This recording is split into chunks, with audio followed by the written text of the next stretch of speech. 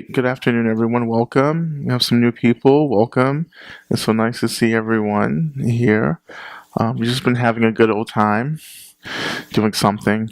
I don't know what it's been. I've been having like really bad gas this weekend. Is anyone with? Is it just me? Is it the air? It's the water here in Kansas. I no. I don't know. We had a wonderful lunch together. So awesome. So, were there any questions that came up since the last session before we get started?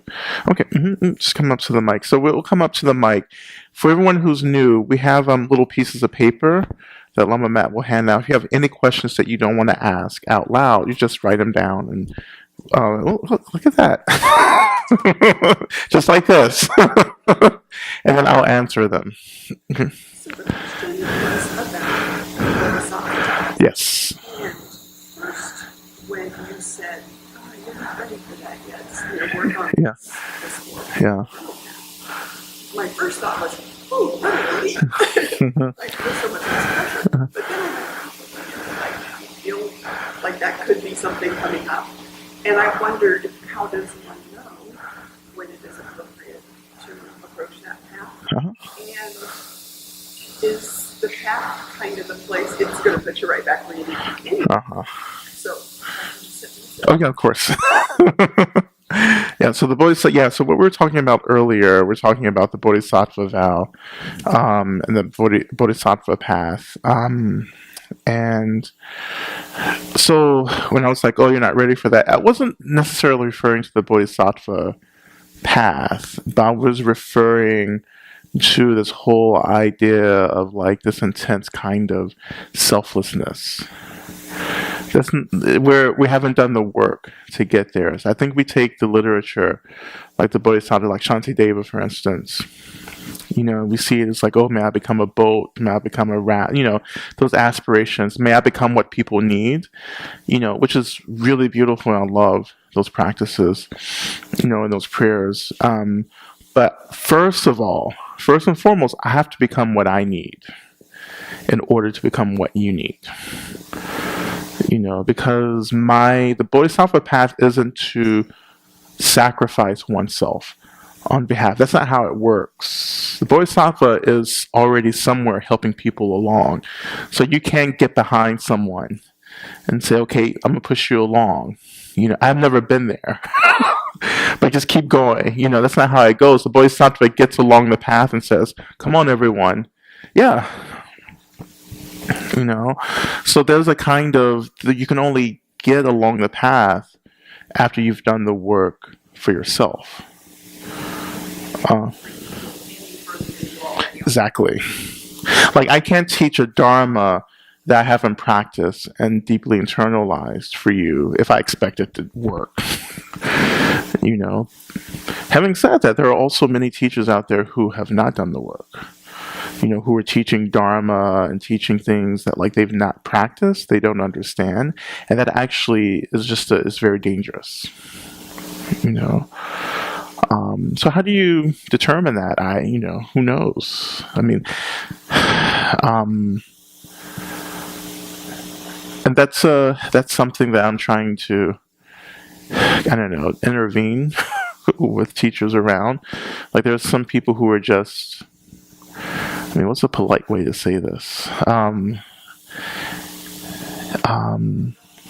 Don't be polite. It's funny that I am trying to be polite. That's like, it must be because I'm so gassy right now. It's making me more softer and tender.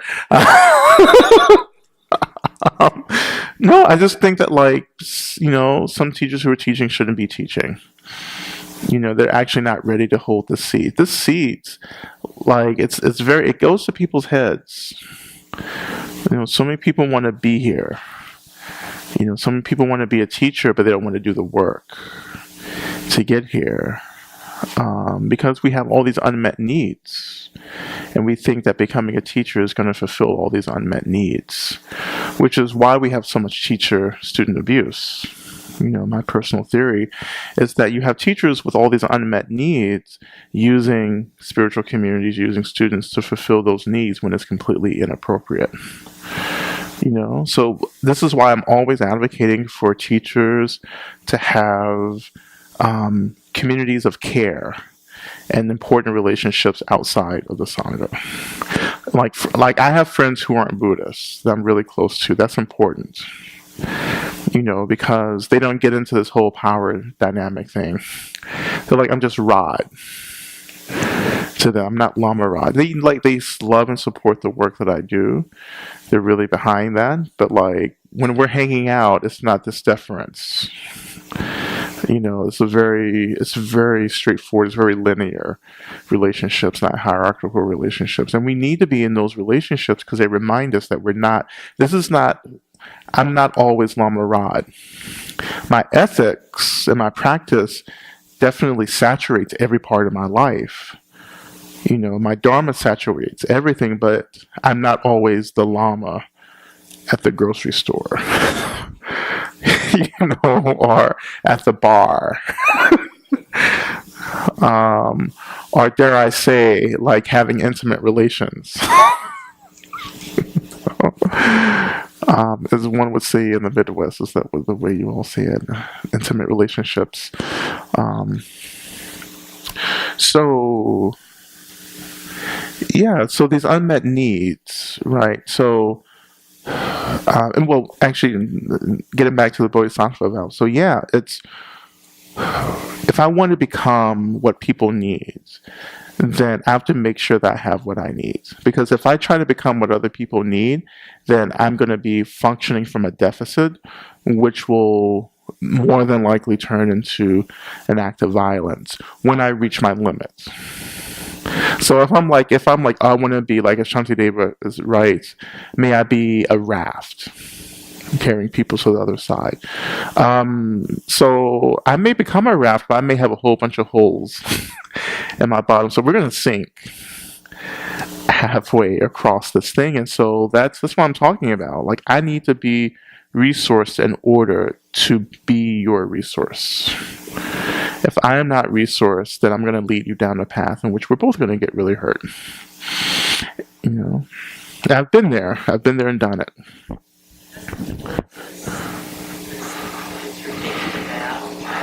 Yeah.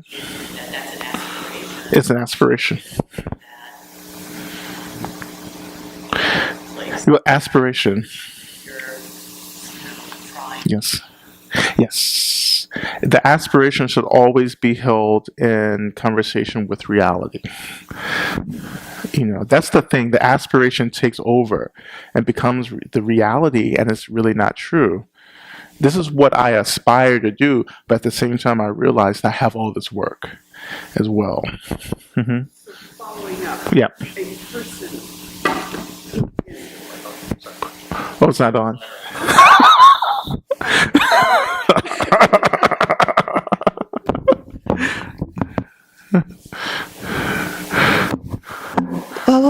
Okay. So if a person then is very honest and grounded in who they are and what they are really at, warts and all, then that person might be able to take the path because they aren't going to be offering more than they have. Exactly. They will understand boundaries. Mm-hmm. Which is, again, I'll be very transparent. That's something that in the past I've struggled with. Like, I've just made all these promises and then actually not known how to fulfill those promises. Now I'm much more able to have boundaries. I'm able to say, actually, no, I can't do that. Or when someone comes to me, they're like, oh, can I be your student? I can just be like, well, let's see. Instead of just saying yes. Gotcha. Yep. Or, I'm sorry, I don't have that to offer, but look. Exactly. That does. Right. Maybe you'd like to connect with him. Exactly, which is what I do. Especially if you're going to be a pain in the ass. I'm like, oh, I'm not your teacher. Yeah. Like, you're already talking back to me. I'm just like, no. No. Those are a really good question. That's an excellent question. I think, people take the Bodhisattva vow really seriously. I never did. I mean, like the vow, the actual ceremony. In certain traditions, it's like a huge deal. For us, Sven and I trained at the same monastery and went to the same monastery in New York. And it was just like, okay, we're going to do the Bodhisattva vow now. Bring a bag of fruit. Because you have to make an offering, right? So you just bring your offering. Come on, we're going to do it. And that was it. There was no class. There was no instruction. It was like, just go ahead and take this, get it over with. But what I realized, I guess my willingness to do it indicated that I had been doing it over and over again in past lives. So I do understand it. It's an aspiration, but it's an aspiration that begins to frame our practice. It's like, I want to be a better person. I'm trying to become a better person. I can't quite get there completely yet, but I'm working towards it. So it's an aspirational thing. We take it step by step. I want more love in my heart. I want to be kinder. I want to be more helpful. That's the Bodhisattva attitude. As you practice being kinder, being more gentle, being more patient, then you become a resource for people. You become, if you read Shantideva's prayer, which I had, I used to carry that around. Love to read that. So I can become the medicine for people. I can become the wish-fulfilling tree, or whatever it may be for folks. So the Bodhisattva becomes what people need. They go where people need them to go. And they're not the last, but they're actually quite far ahead. But they emanate into the past, or they emanate to where people are to support them.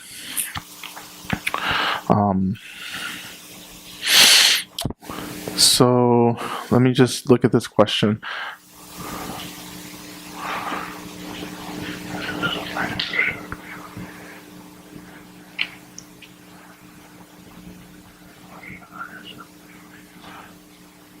Okay, so as a white male who has benefited from my privilege in a system built on violence towards oppressed and marginalized communities, is there a practice I've shared that's going to help me bring about reconciliation and restorative justice to those communities?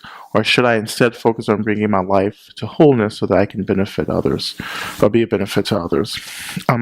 So this is like, it actually goes along with what we've just been talking about in terms of aspirations and what do I do to provide what I need for myself, In Radical Dharma, we say this, we have this idea of allyship.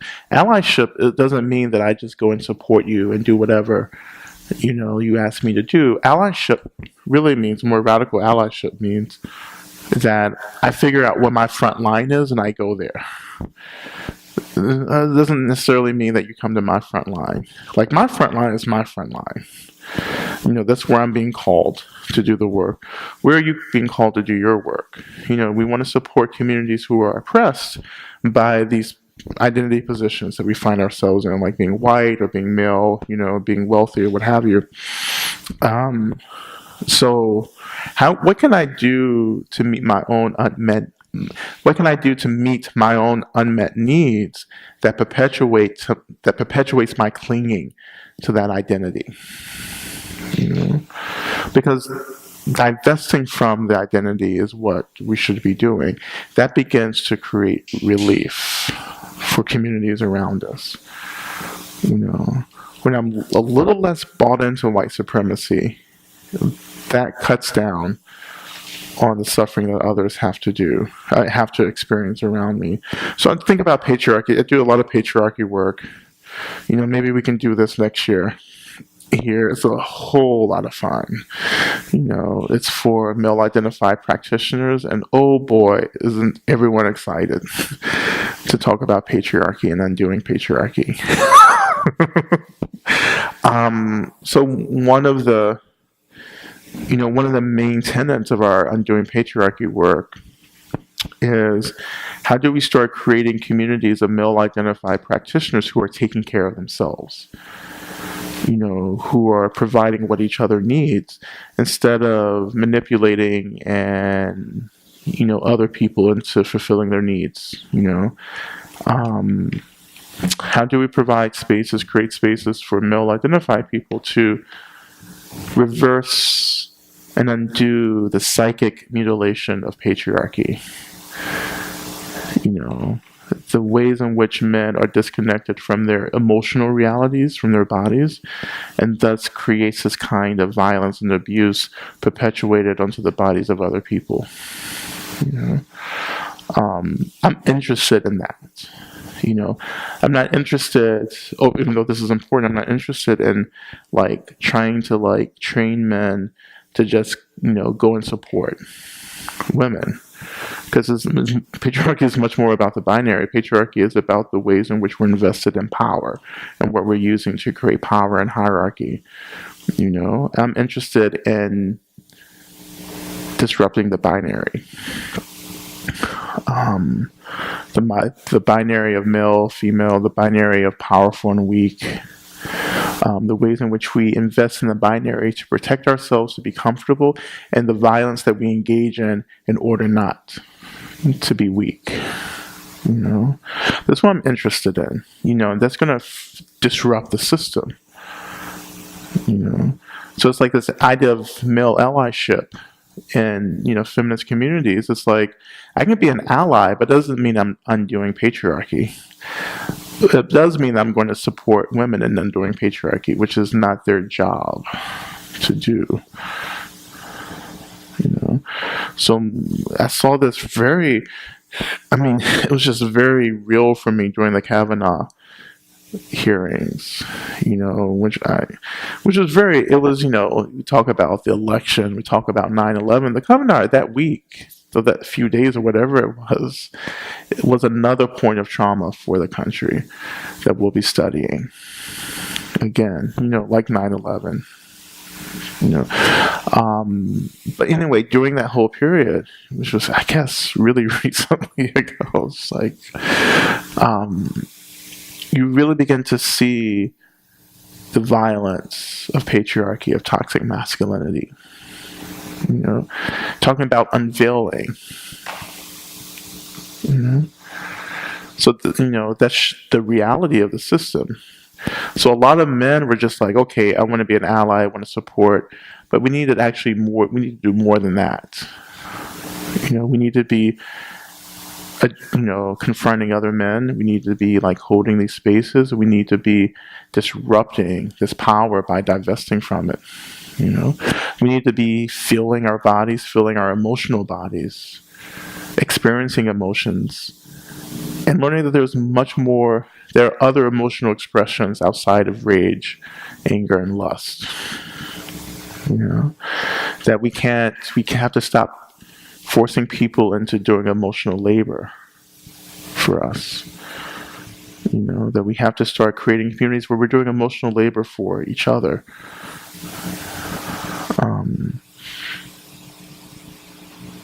So if we do that kind of work for ourselves, then the communities that are marginalized and dominated because of the power that we're invested in, that will begin to change. It's like don't. It's like when we try to do volunteer work, we go and do we have resources and money and whatever, and we go and try and do volunteer work. It's like that volunteer work isn't changing the system. It's just making you feel really good. Which is what shifted me from being an advocate and a volunteer into activism. I was like, no, I actually want to change the system. I want to do something different. And this is why I do the Dharma that I do. I'm interested in just the foundation being disrupted and something different emerging. But something different emerging within the paradigm of contemplative practice. I want us to be taken care of. I want everyone to be taken care of. I want everyone to be happy. I want everyone to have kindness and the things that they need. I don't want anyone to needlessly suffer and be punished. That's not my ethic. But we at the same time need to be held accountable. Accountability doesn't have to be punishment. restorative justice is such an important part of my work. And, we're working, and we're working on a restorative justice committee for the Buddhist community here in this country. And we're also doing, I can announce that we're gonna send out information hopefully by January, but we're gonna do a sexual misconduct conference in 2020 in New York, where we're gathering the whole community, together to talk about sexual misconduct, ethical misconduct with therapists and Me Too movement activists and Dharma teachers, hopefully from all over the world. So we're working on that right now. I'm very busy. There's always something happening. There's going to be Easter weekend of April 2020 at the Garrison Institute. So go ahead and mark your calendars for that. Everyone's invited. So when I think about, this is so bringing this ethic of radical allyship by going to my front lines and talking personally, then I've had to ask myself, what is my work that I should be doing?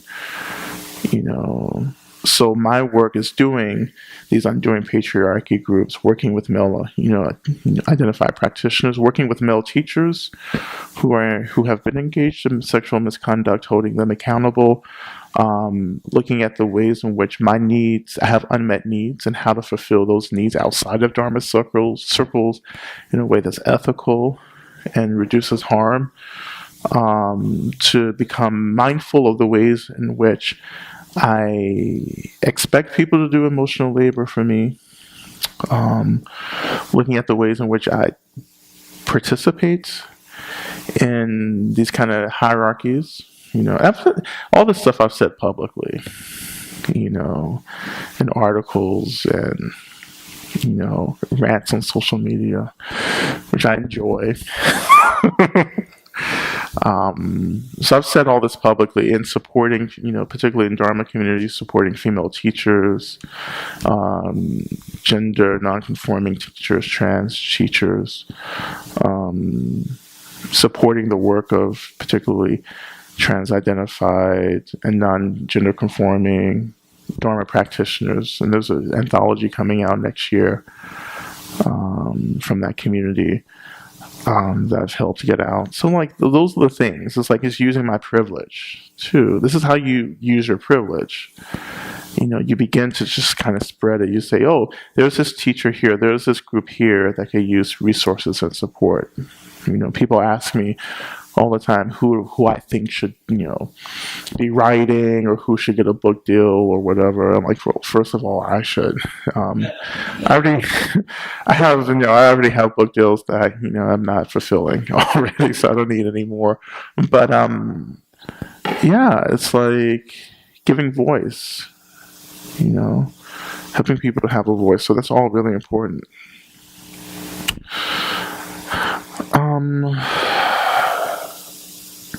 So it's really easy to feel guilty if you come from a lot of privilege, and you should.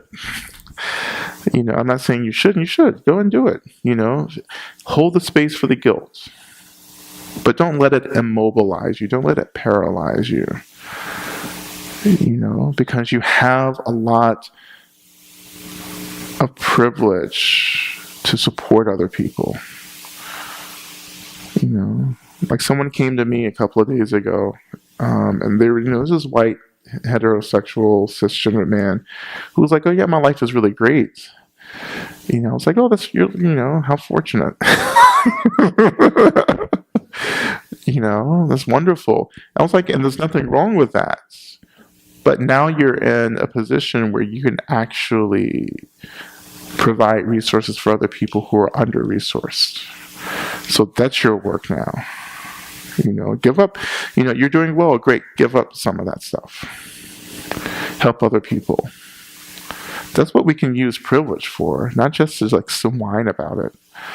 This is unfair, I got this, I can't help, I wasn't, I didn't choose this. Anyway, you did choose it. That's another workshop. I don't want to get into that, but then what do you have? That's again, this Shantideva. It's like, so I have the spiritual wealth. Now I give it away. That's the work of the Bodhisattva. Just give it away. You have time, you have money, you have influence. Just, yeah, connect people, help out, do whatever. Just don't sit around and like moan about it. As, in Radical Dharma, Reverend Angel, she's like, you can sit around and moan about being rich, or you can just give me your money and I'll put it to use. I'll offer you that same invitation. If you're just like so burdened by money, I have a lot of resources that I can channel that money into. Yeah. So any last questions before we continue? We'll have one more little session. We're going to do a practice next, and then we'll go into our last little question and answer thing. Okay, awesome. So I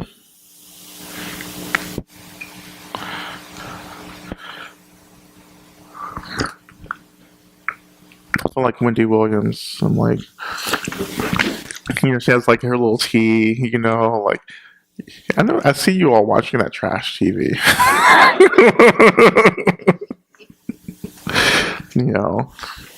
What should you call it?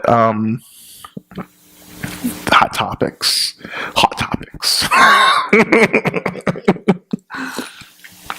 She has a little tea. Speaking of inappropriate speech that I love. So, the contradictions of Dharma practice.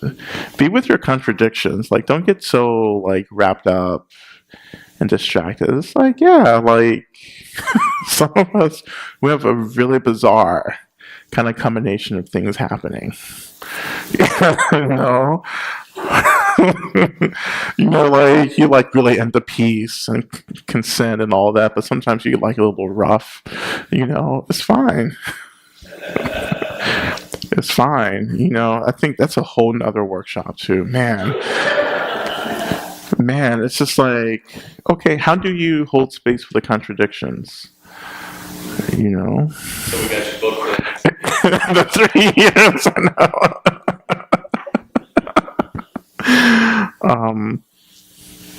But it's bizarre. It's like, yeah, I'm a Dharma person, I'm a teacher, but I really shouldn't love this thing.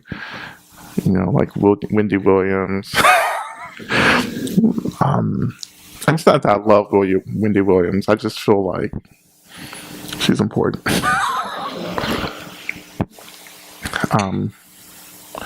But in any case, so I want to actually get into Tara a little bit and bring her into this practice of working with anger. So Tara is right behind me, just above the Dalai Lama there. Next year I want that throne. I'm looking for a little height.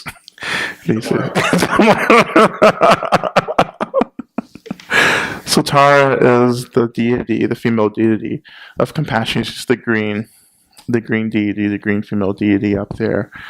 And thank you for having a Tanka of Tara.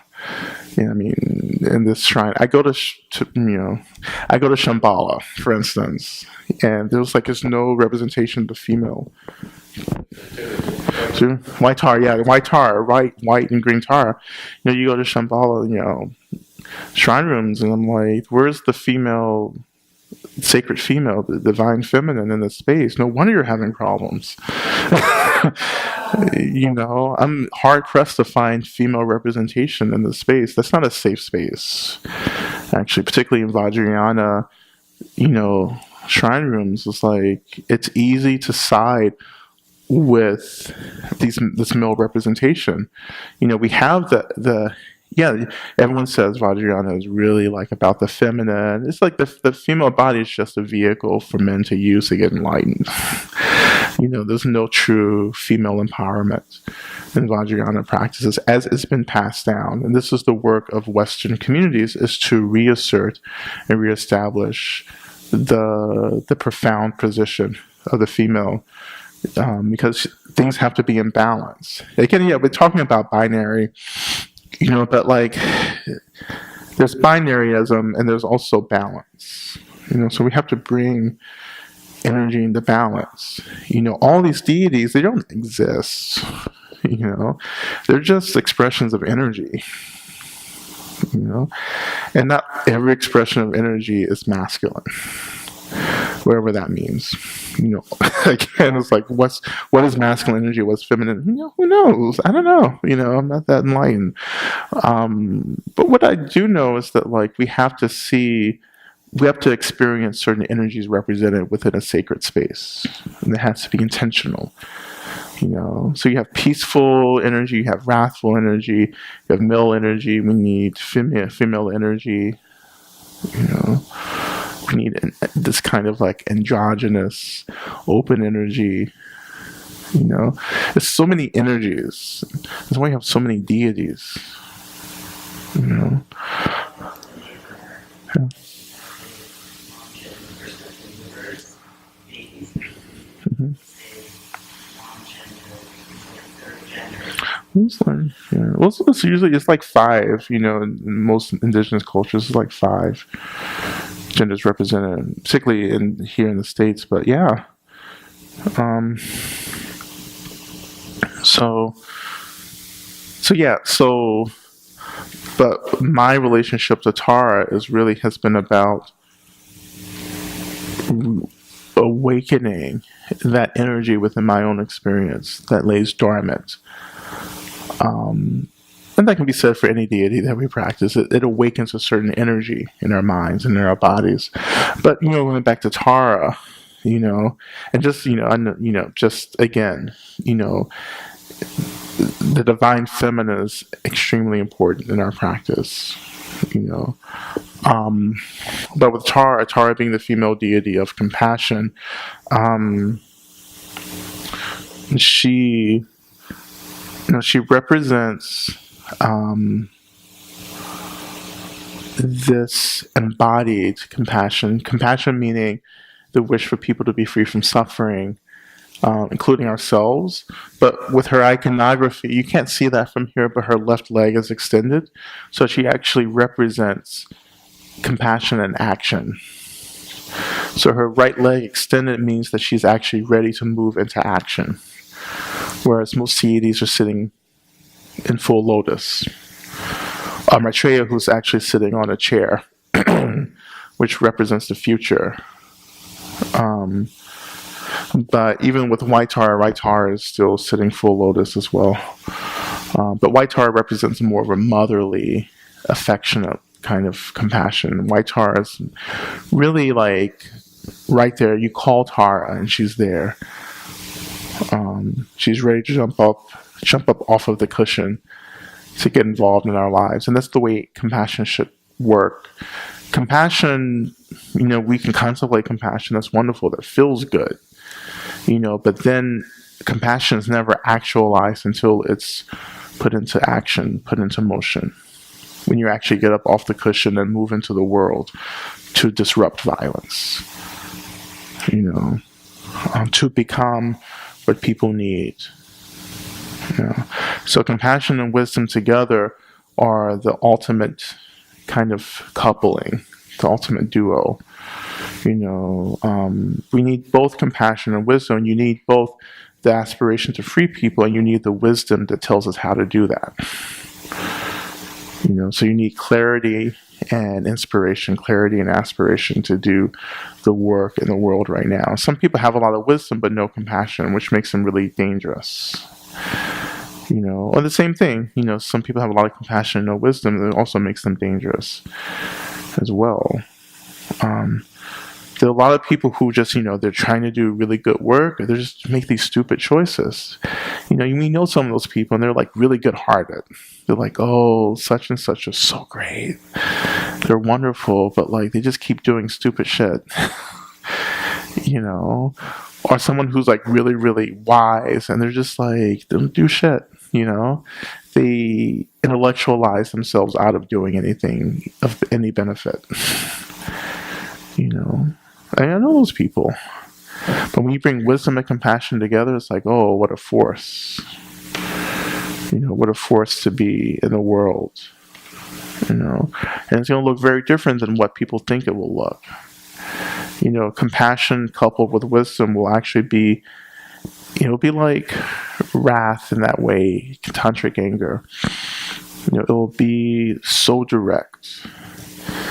It gets you so precise and focused.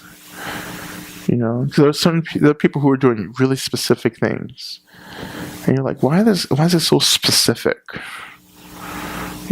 Because they know exactly what should be done and how to do it, and that's what they've been called to do. That's what the wisdom helps them to figure out. This is where my energy is going to go, and they're really effective. And we see this happening all over in public figures and in our personal lives, all over the place. People get a sense of what their work is and they do it. And you're like, oh, you do that really well. So Tara, I'm going to ask you to visualize Tara in this practice. And I know some of you are new to Tara. So just imagining, just Tara. We're not going to get to Tara yet. There's going to be a few steps before we get to that. So hold tight. Just imagining this goddess, this female deity sitting on a lotus. She's green.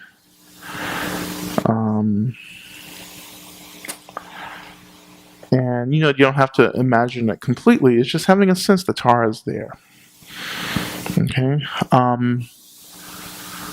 Her mantra is Om Tara Tutare Soha, which we'll chant, or I'll chant. You can join me if you want at some point. So I think that's it. So we're going to kind of go back and just quickly move through the first practice we did this morning, and then get into Tara practice. Okay. Let's clear my.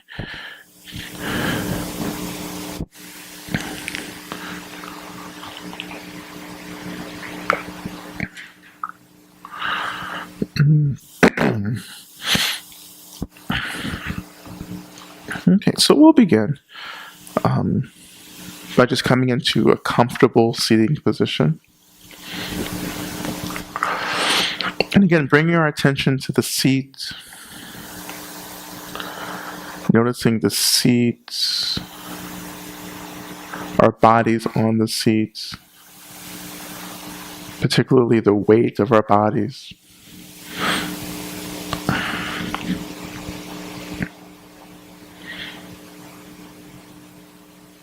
Noticing the floor under us, and the floor representing the earth. So letting the earth, as well as the seat, hold us. Letting the earth take care of us.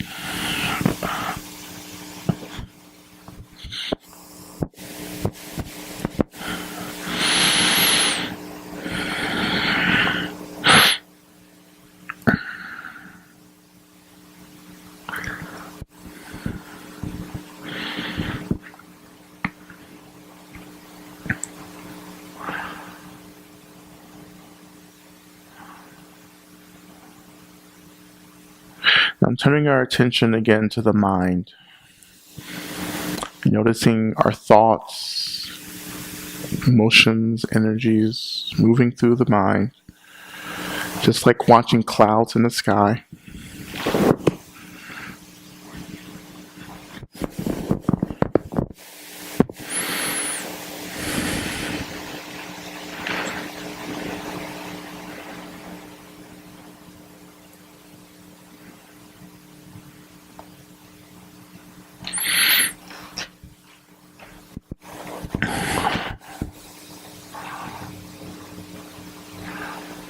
So I want you to notice what anger, what frustration you're working with right now. And maybe it's something that you're feeling right now in the mind, but it can be something maybe you felt in the past.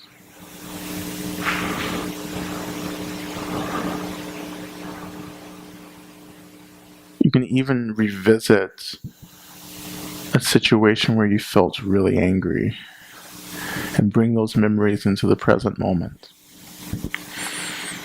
But I just want you to connect to that energy of frustration of tension, of anger.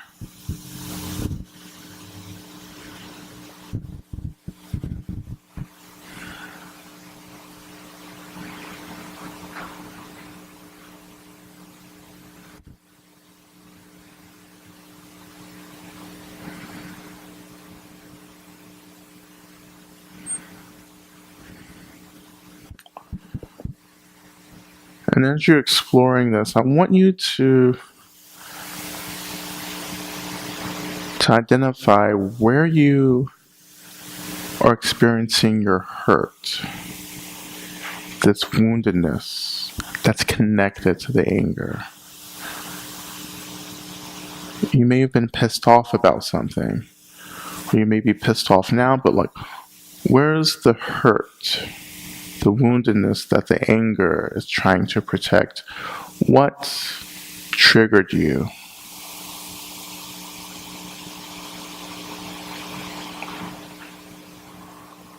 What hurt you that in turn gave rise to this experience of frustration and anger?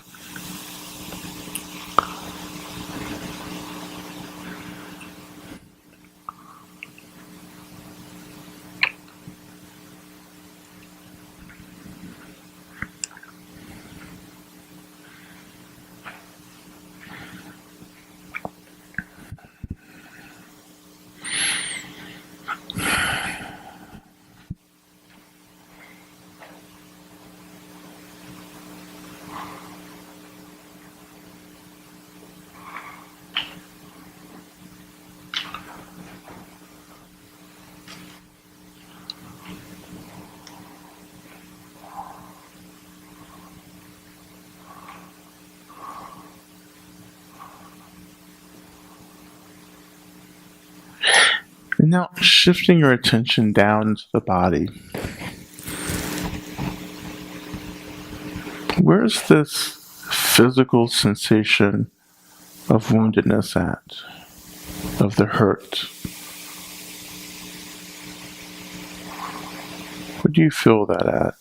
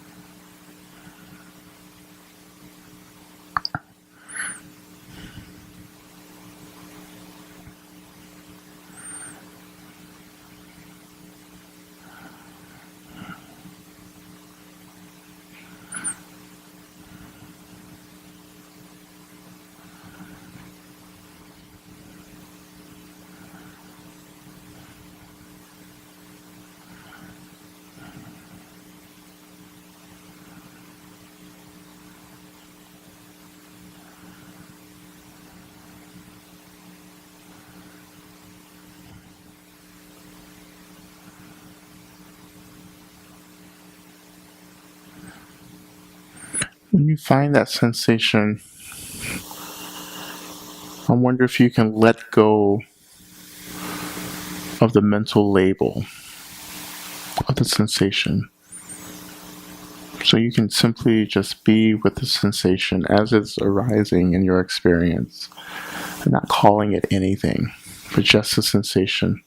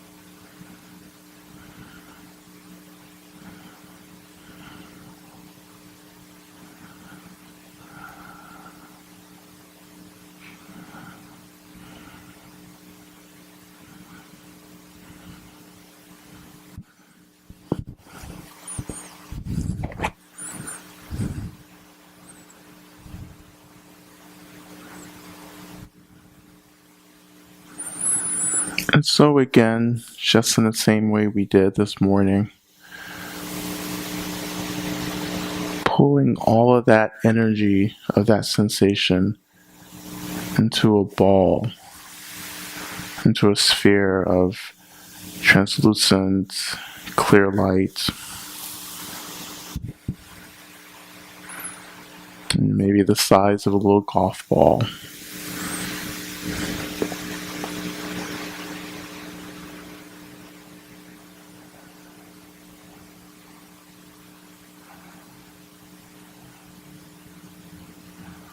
And imagine that that sphere of light exits the body and just hovers about 5 feet in front of you.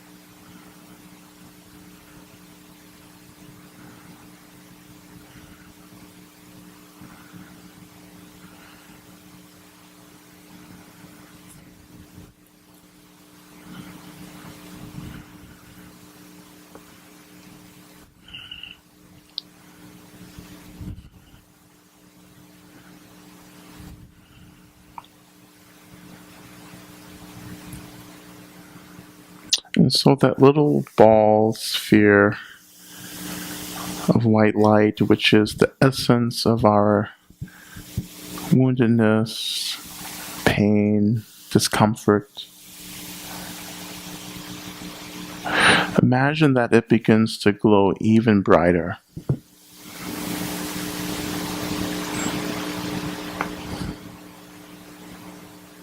And imagine that there's so much light being generated from this ball of light, this essence, that a wave of light escapes from this ball and begins to completely cover the whole world. And as it's moving throughout the whole world, this light is collecting all of the suffering, all of the pain, all of the woundedness in the world from all sentient beings, purifying all beings of this discomfort.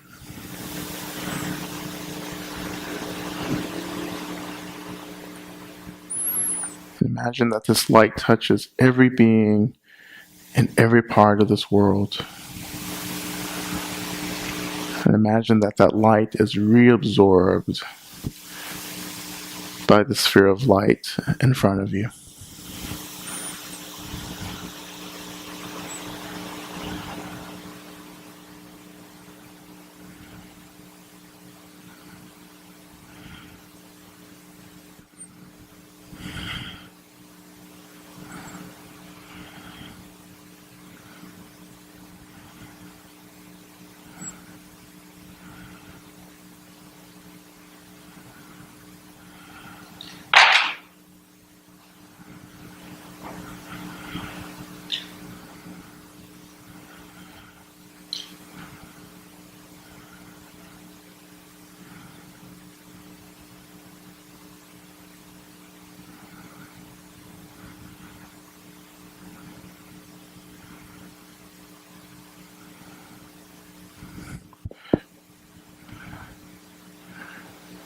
And so once all the light has been collected back into this sphere, this orb in front of you,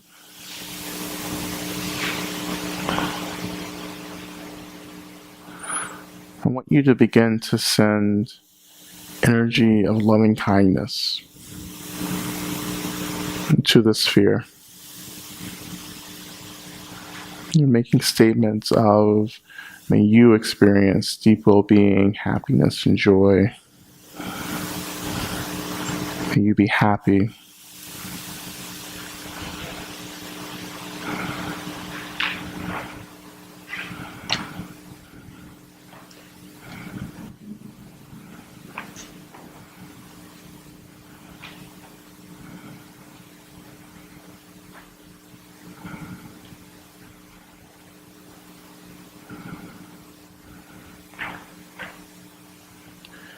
And as you're making these aspirations, sending this energy, imagine that this orb, this sphere in front of you, begins to absorb all of your suffering. Any suffering left over in your experience begins to absorb into its light.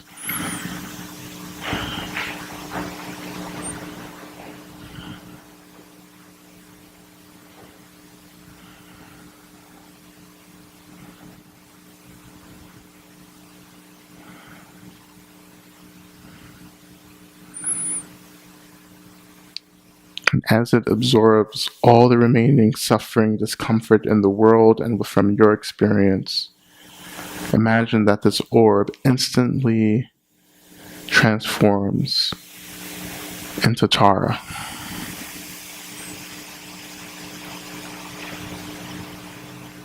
And transforming into this deity, this female deity sitting on a lotus seat,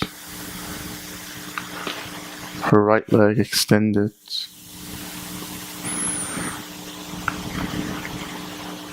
green in color, dressed in all kinds of silks and gems.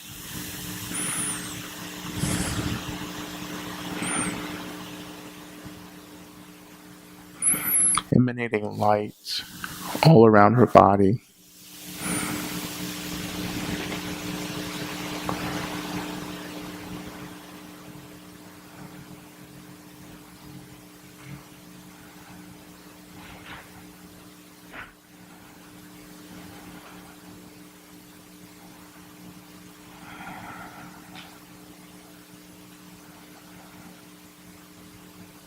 Just having a sense that she's in front of you is enough.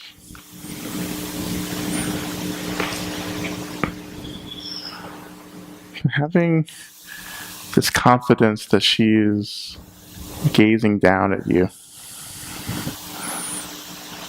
with this look of complete acceptance, complete love, complete kindness.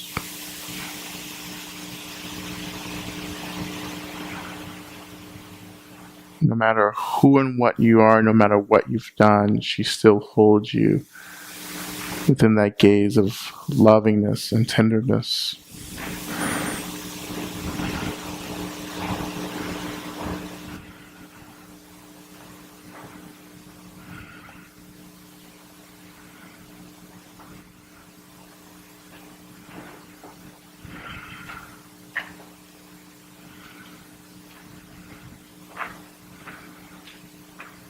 And in your mind, just imagine that you begin to offer her things that you feel will cause her to be even happier. So offering flower and perfumes and food and music. Offering all the very good things in the world. Offering everything that you value and love. Giving it to her without hesitation, without boundaries.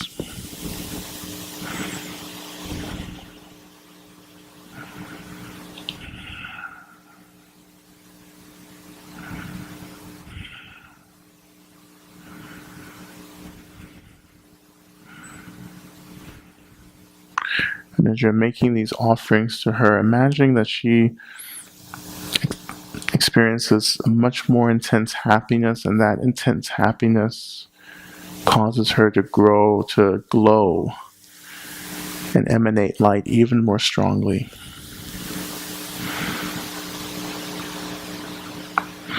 And that light is simply an emanation of her own innate compassion, kindness, wisdom.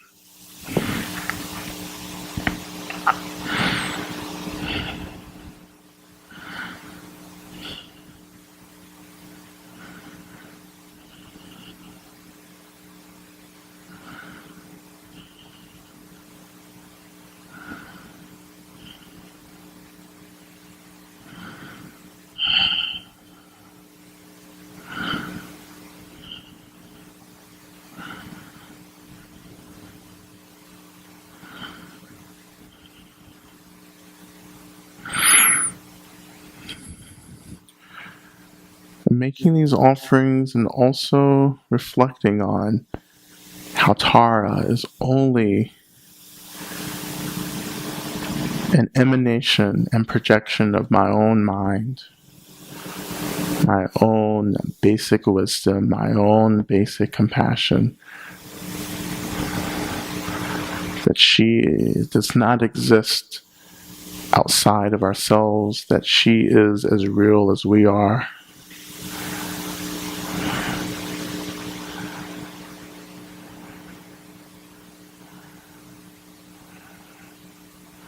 That she is simply a reflection of what we could be if we could only let go and become compassion itself.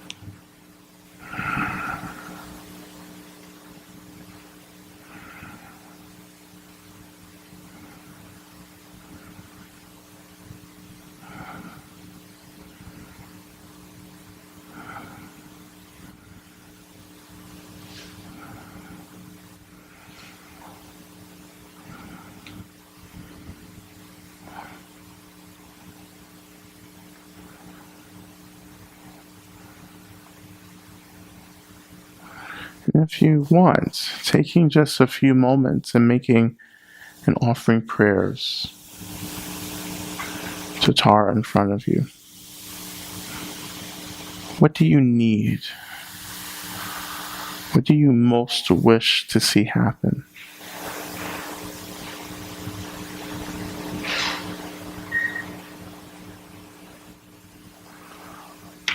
Offering these prayers to the Mother in front of us.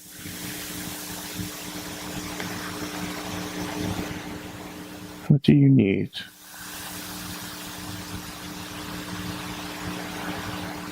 What do other people need?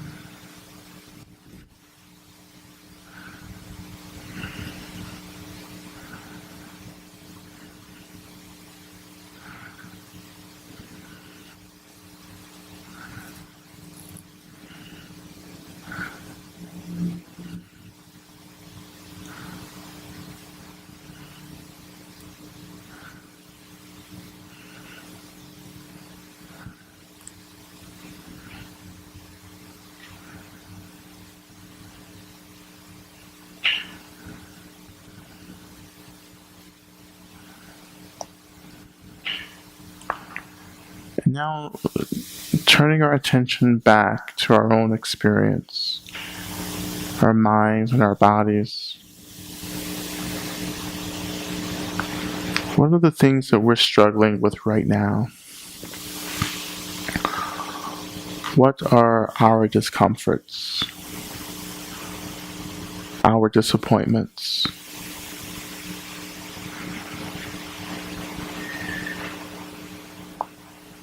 Imagine that you begin to offer everything that we struggle with to Tara. Imagining this energy leaving the body and being offered to Tara. And in being offered to Tara, imagining that she also experiences a deeper happiness. Being offered the things that you can't work with right now.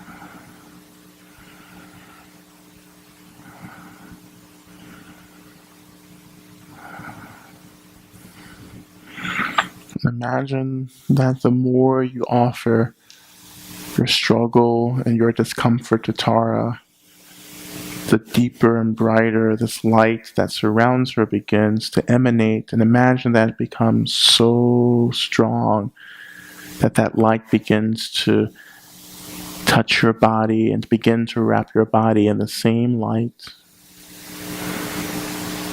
And imagine that that light, that energy from Tara begins to heal these parts of our experiences that feel depleted, run down, tired. Imagine that this light begins to hold these feelings of not being supported, not being seen or wanted. Letting that light completely saturate your complete experience, your mind and your body, holding everything that you found difficult to hold.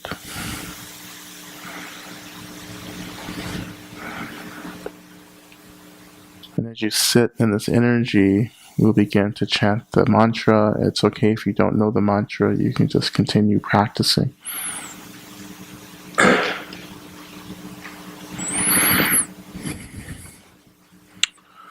Soham tare tu tare tu re. Soham tare tu tare tu re. Soham tare tu tare tu re. Soham tare tu tare tu re. Soham tare tu tare tu re. Soham tare tu tare tu re. Soham tare tu tare tu re. Soham tare tu tare tu re. Soham tare tu tare tu re. Soham tare tu tare tu re.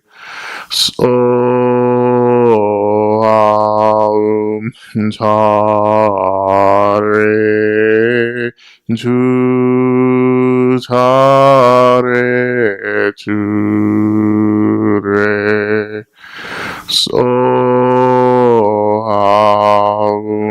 tare tu tare tu re. Soham tare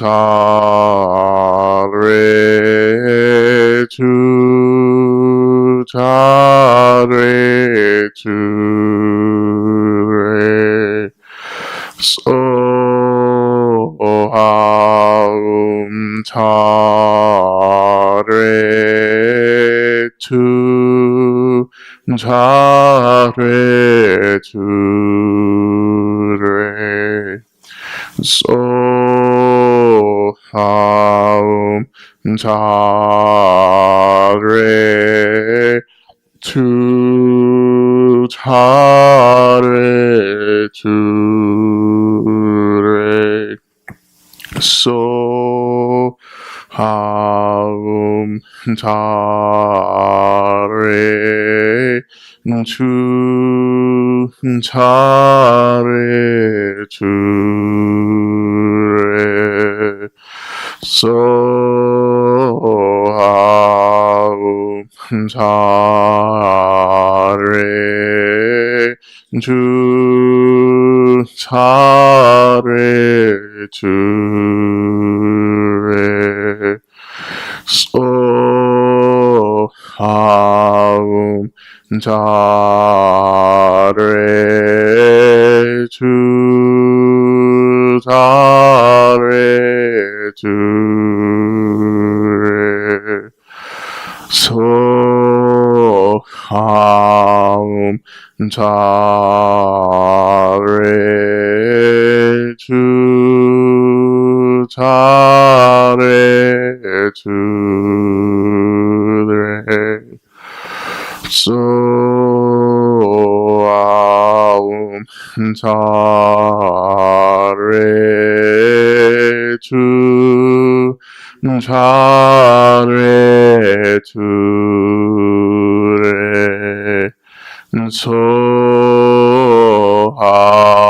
소아움 자례 주 자례 주례 소하움 자례 주 자례 주례 소아움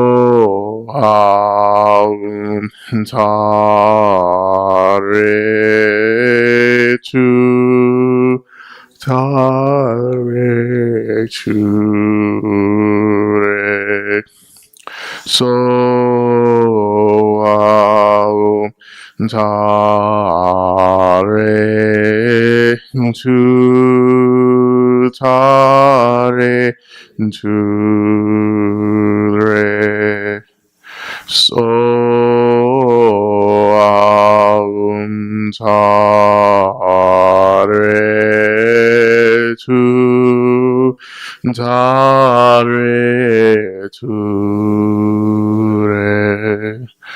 소아움 자례 주 자례 주례 소아움 자례 주 자례 주례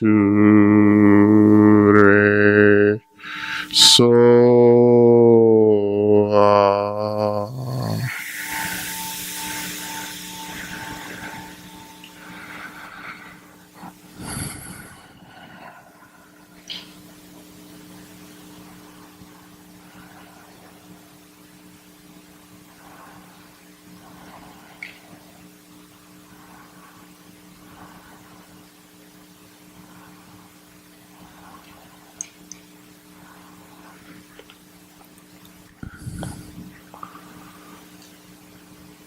we continue by offering gratitude to Tara,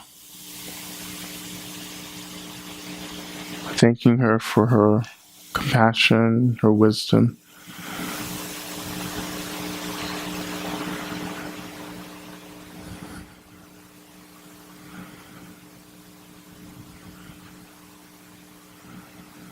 And imagining that she begins to dissolve back into the little sphere of white light.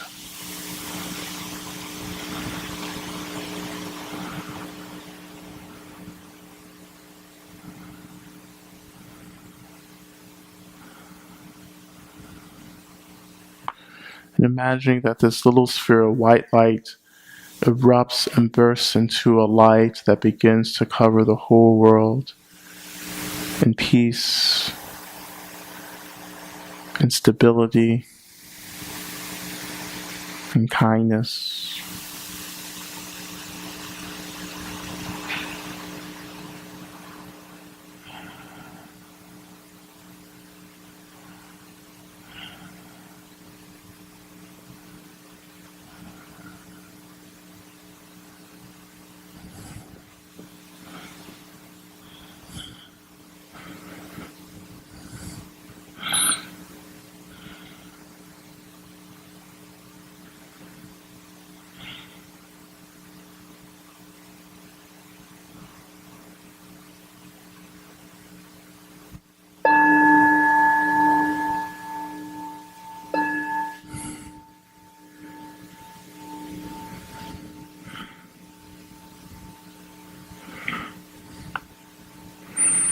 We'll take a 5-minute break.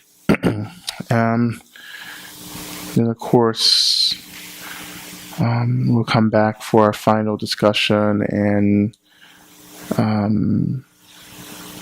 just take the time to take care of yourself and to write any last questions that you may want to ask me as we enter into our final time together. And we'll remain in silence as well.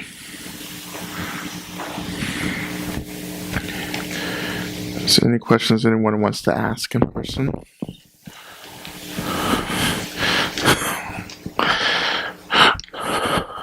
I work with a lot of teenagers every day. I'm so sorry. Yeah. Actually, I don't. I like it. And their problem-solving skills are very limited. Mm-hmm. And they also have a lot of anger. Yep. And have no idea how to solve it other than through fights. Yeah. And the worst thing is maybe, bring a gun or something. Yeah, oh yeah. But I have been doing this for many years, but I've never been able to figure out what it is that I could bring to them or share with them in terms of the Buddhist Dharma, but not making it a Buddhist Dharma. Yeah. And something maybe that they could use to help them figure out that not all conflicts have to be solved by having big fights, or not all conflicts have to be solved using violence. Mm-hmm. And so I've never been able to figure out how to offer solutions to them. Yeah, I guess. Yeah, absolutely. And I think these solutions are really complex. I'm fortunate, to be able to work with young people, with teenagers within a setting like this, over several days, where we actually can offer tools and strategies to help reverse some of the things that they're experiencing, and to give them something to take out of the retreat time together that we have. Just from my experience, working with teens, particularly with contemplative practice, and working with teens, not calling it Dharma, but having to call it, mindfulness, whatever that is, which is nothing, because anyhow, that's another one. That's the fourth retreat we'll do.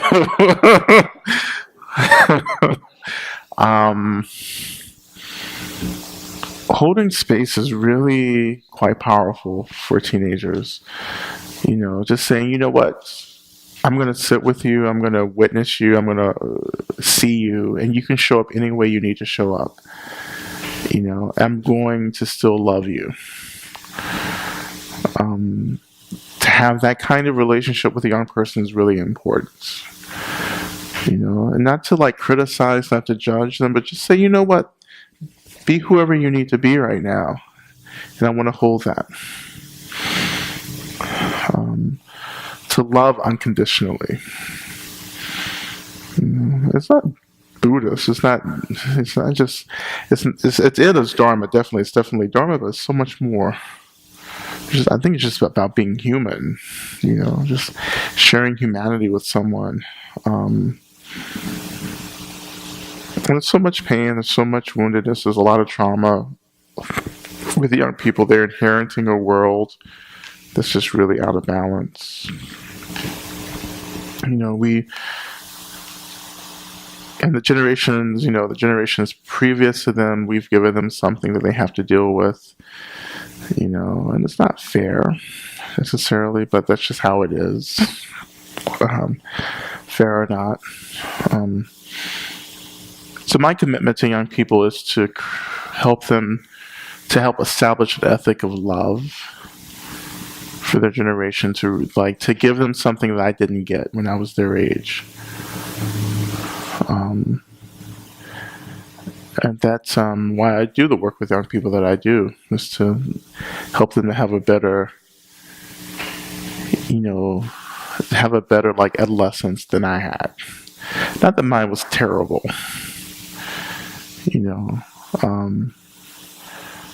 but helping them to have certain skills will really ensure that they are able to be much more resilient in the years to come. So that's it. There's always systematic stuff. You have the public school system, which is like shit. It's the prison and the school to prison pipeline kind of thing. It's really dangerous to educate people. And this is why we're not doing it really well anymore. Because education is so much a part of liberation. So we don't invest in education. We don't invest in these really essential tools because we're just really interested in people being oppressed and not getting all the information that they need, because we have systems and hierarchies that need to be maintained. So even if you talk to teachers will say very similar things. It's like, I want to teach, but I can't. Like, I have all these barriers or these obstacles within the system that keep me from doing the kind of teaching that I want to do. This is why I left the teaching. That's why I left education. Particularly as I was a college student. I was studying to be I was studying to be a high school English teacher. Because that's what gay men do, is either like English or theater or chorus and music. They all kind of blend together too. Often the English teachers were the theater directors.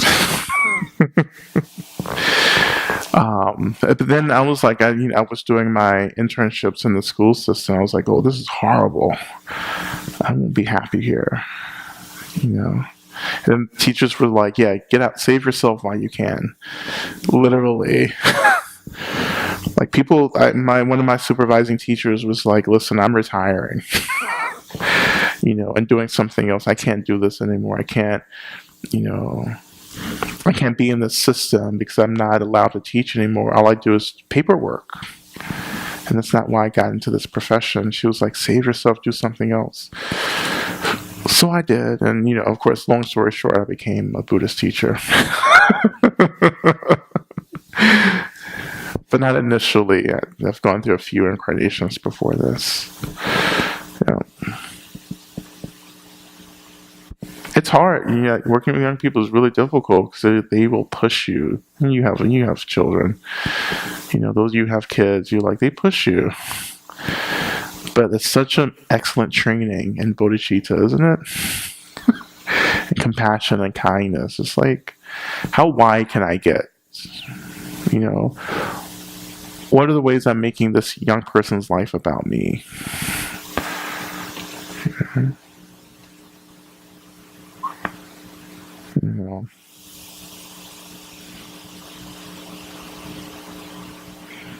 Anything else?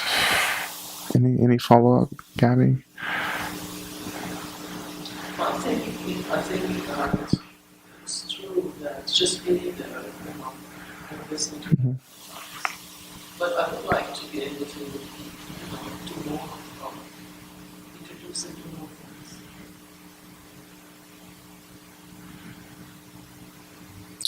things. This whole secular mindfulness thing. It's such a really great vehicle. It can go both ways. It can be great. It can be horrible. But I look at it as being really full of potential to offer like these practices of like kindness and compassion to young people. And you can have the conversation. You can start these conversations.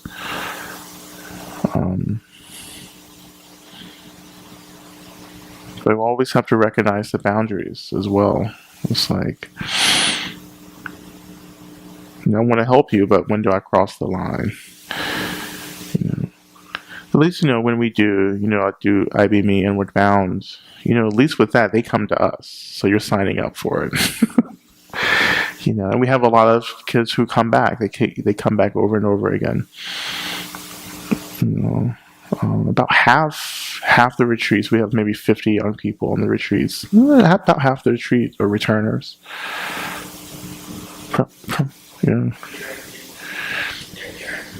Some parents, literally some parents just drop them off without telling them where they're going. That happens. I'm like, really? That works? you know. So some, but other teens, it's just like I want something different, so they go online and they'll find us. They'll find the organization, or they'll have a friend that did it, and their friends bring them. Let's pay what you can to. So there's no barriers like that. Any young person can come. And all we're doing is loving them the whole, 5 days, maybe the longest 5 or 6 days they'll be with us. We just love them. We let them be themselves. We give them these tools around mindfulness. It's a regular retreat, right? So silence and no technology, which drives them crazy, which I love seeing that. They have to turn their cell phones in at the door. Like, it's just like giving up an addiction. I love seeing it. And I make fun of them the whole week. I'm like, are you dying yet?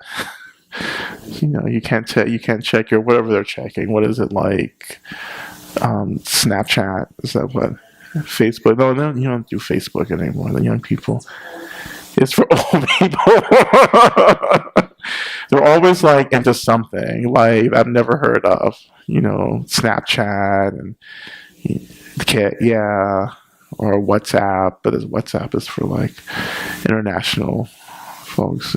But take that phone away, and then you're like, okay, now pay attention to your mind. And for the first time, they've never done that. For the first time in their life, they're being asked to pay attention to themselves. It's amazing to see. We have 15 to like 19, 20-year-olds. Sometimes 14, but rarely. So you have these kids that are just like doing the practice, and they're trying really hard. And of course they act up. Of course they test boundaries. They push us, of course. And you just expect that they're teenagers. And I had to get over that. I was like, can you just sit down and shut up and be quiet for a week?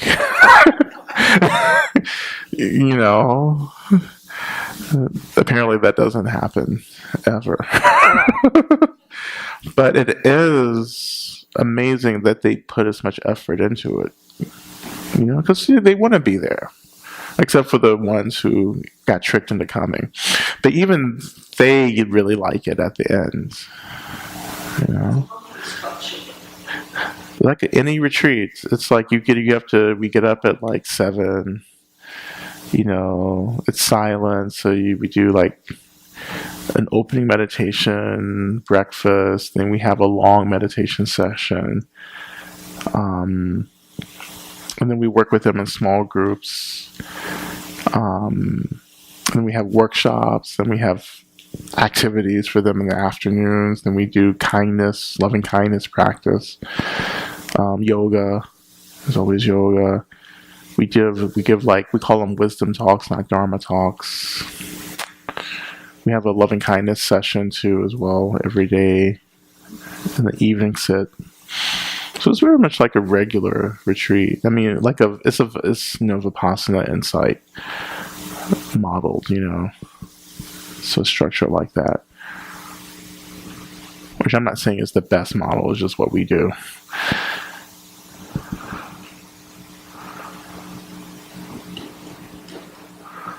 So yeah, get involved. I think it's really, staffing a retreat is really good. That's how I got involved. I just came and staffed it. Because I was like, what is this? What's happening? And then after that, people usually get hooks.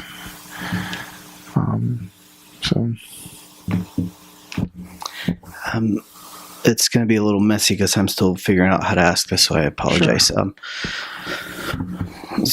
Recently, I had a question for a Tibetan teacher about, is there ever a way that we can use, or we can be skillful about anger? And basically the answer was, the best thing you can do with anger is avoid it or stay away from it. Because it's an afflictive emotion.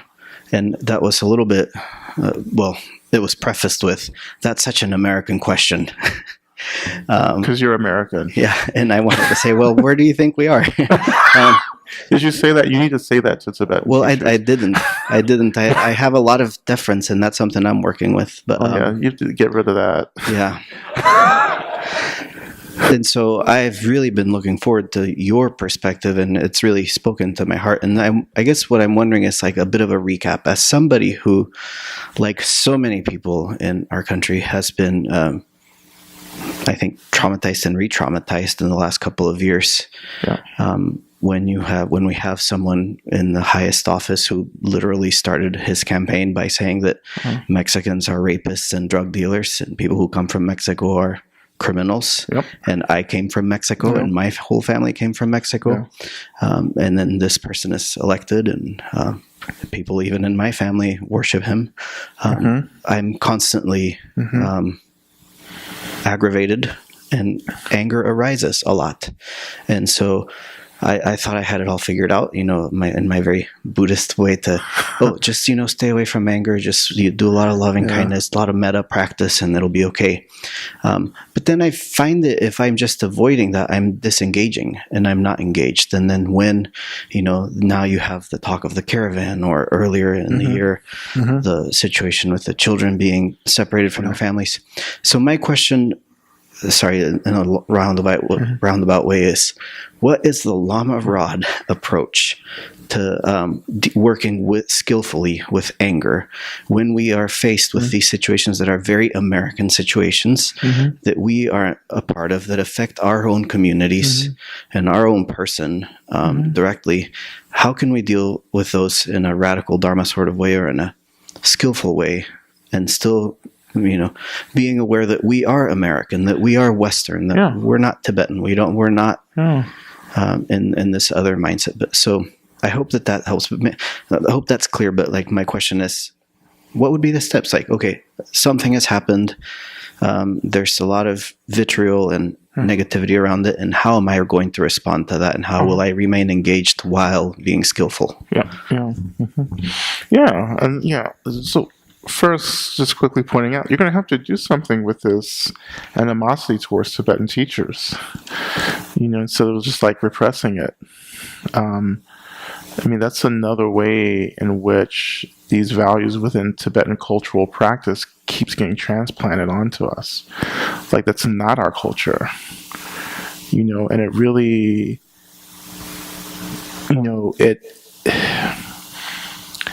that kind of practice really supports these systems of dominance that Americans really like to buy into. So you need to talk back.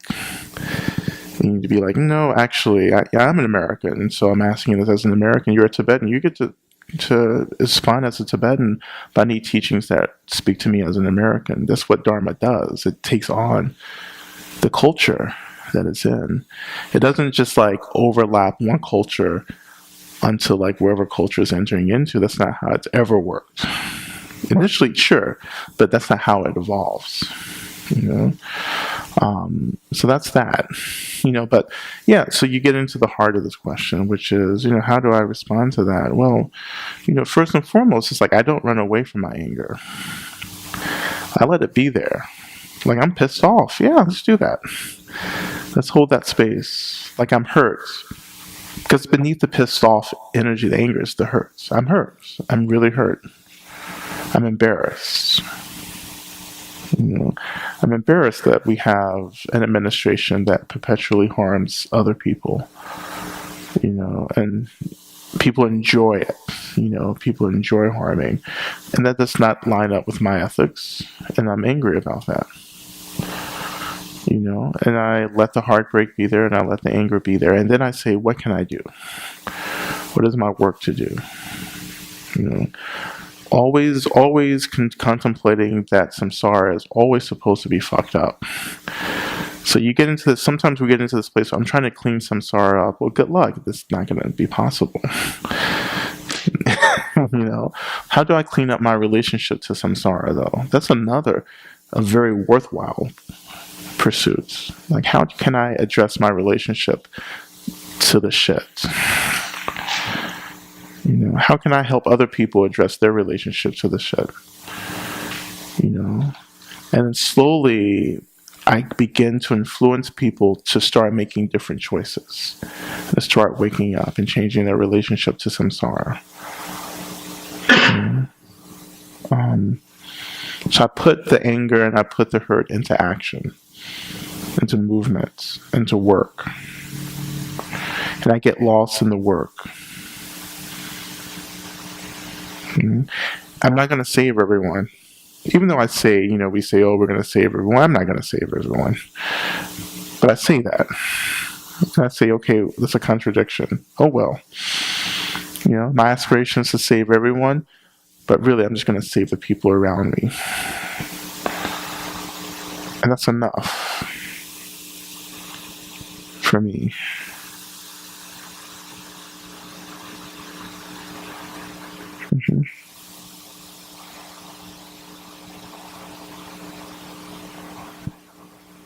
It's hard to take advice from people who are really benefiting from power and dominance and hierarchy. Be careful. Like, why would someone give you a teaching that disrupts their privilege? I mean, I do. But if you've been indoctrinated and conditioned to buy into a certain system, like, I'm not interested in you disrupting that. Because perhaps my religion is the only thing left that makes me valuable in the world.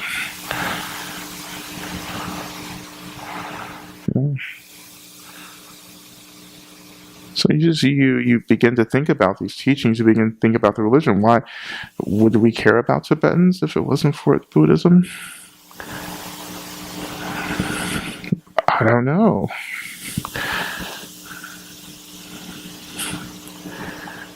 It's so interesting to think about, holding on to the one resource that keeps you seen. And what happens when you let that resource go? And Americans, that's what we're really good at. We're good at taking away something from people and then erasing them. I get it. I totally get that. Our relationship. I totally get why people see me as threatening. I'm not trying to erase anyone. I see myself in solidarity with Tibetans.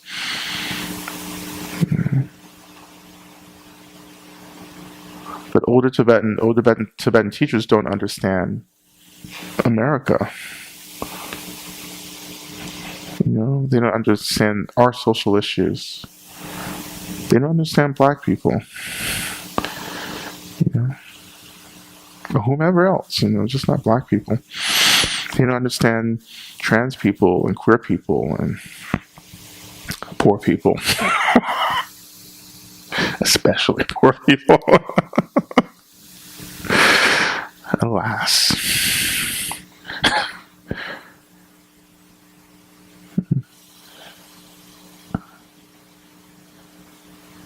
But these are the conversations that we were having or have to have or have more of,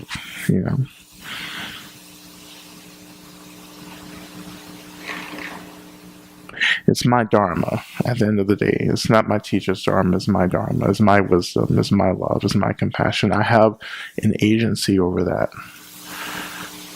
That's where anger comes back. We talk about liberation through anger, where you have to stop running away from your power. You have to start taking responsibility for what you can choose to do instead of blaming everyone else. Instead of, oh, my teacher won't let me do that. My teacher, what have you. What do you know is right to do? And do it.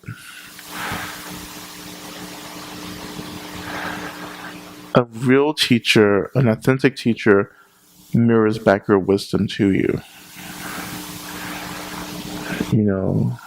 You shouldn't look at me and say, oh, I want to be like Lama Rod.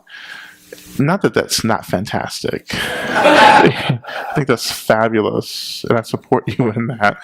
But I'm a hard act to follow. Just want to make so don't get disappointed. But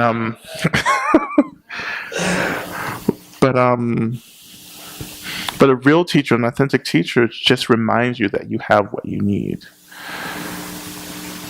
That you should trust yourself. That I don't have anything that you don't have. And the only reason I'm sitting here on this little mini throne is that I'm just like willing to say that over and over again. I'm just willing. I get that. I get that. Like, I'm not special. That I have everything everyone else has, but my role is to remind you that you have what you need to be free.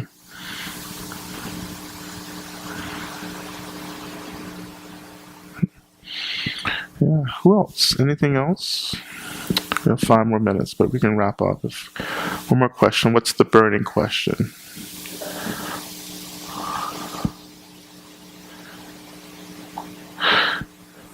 So I'll just say it's what.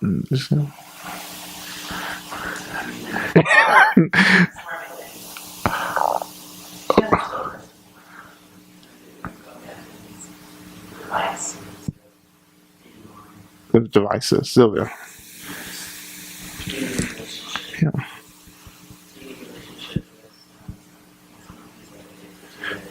Which is a lot of people. Yeah.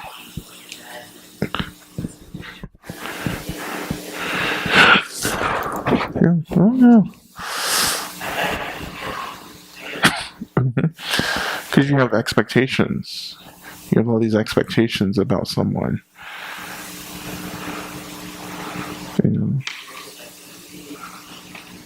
Yeah. Yeah.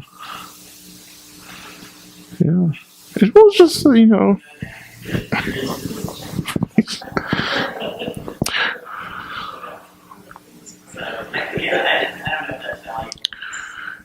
Well, it's like, just basically, just what do you need? How do you communicate what you need? And then when you don't need anything, how can you let other people get what they need? Even if it's a device. Even if it's a device. The world is full of trauma and people are managing it the best they can.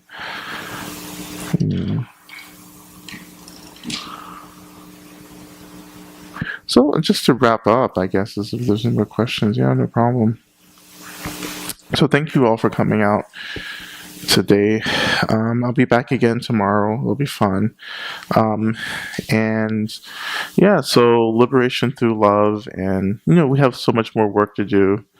But it's just like a little taste of it. And I have a book coming out on this as well. So you'll get, if you want to get these teachings again, you'll have to buy the book.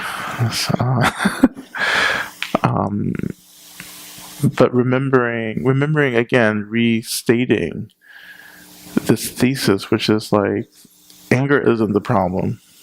It's our relationship to the anger. It's the hurt beneath the anger that we have to learn to take care of. The world is going to be full of all kinds of tragedies. It will get worse. This is what the apocalypse is. It just gets worse. But as it gets worse, that doesn't mean that we don't have what we need. I absolutely believe we have everything that we need to manage what's coming up. But do we believe that for ourselves? That's going to determine our role in the world. Do we absolutely trust that I can move into the darkness and shine in the darkness? Or will I be engulfed by the darkness? So I'll just read this poem. Well, it's not a poem. It's this prayer I put on Facebook. It's just like, I wrote this prayer for Diwali last week. It was last week. And Diwali is, the Hindu cultural festival of light. It's like the New Year. And I was so fortunate one year to be in Varanasi during Diwali. It's just right on the Ganges. So you've seen pictures of it. If you've seen pictures of India, this is like usually the picture of the Ganges in Varanasi, and like the buildings and everything. It's a very circulated picture. So this is this prayer. I am praying for the light today. When I say that I am praying for the light, what I mean is that I am deciding to become the light. I also accept that there is darkness in the world. I understand that the darkness I see in the world is also the darkness I see in myself. There is no darkness in the world that does not abide in some form in me. When I acknowledge the dark, I am also acknowledging that I cannot know the blessing of light without first naming the darkness. Therefore, while I pray for and love the light, I will also love the darkness, because whatever I choose to authentically love, I allow it to be free. I choose to let my darkness be free so it can stand next to the light. When they are standing together, they will tell the true story of my life, and in that truth-telling, I will accept both the light and the dark, and know that the dark is only a place where the light has not yet learned to live. As I decide to become light, I am also praying that I develop the courage to learn to live in the dark places. So, when we have this relationship to our anger, when we allow our anger to be there, we're actually practicing how to be in darkness without becoming the dark. This is what we're being called to do in the years to come, is moving into this darkness of the apocalypse of the Kali Yuga, however we want to name it, but to move into it and just remember who we are. It's okay to be sad. It's okay to be enraged. It's okay to be afraid.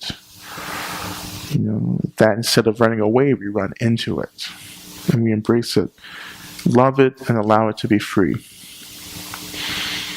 That's liberation through love and rage.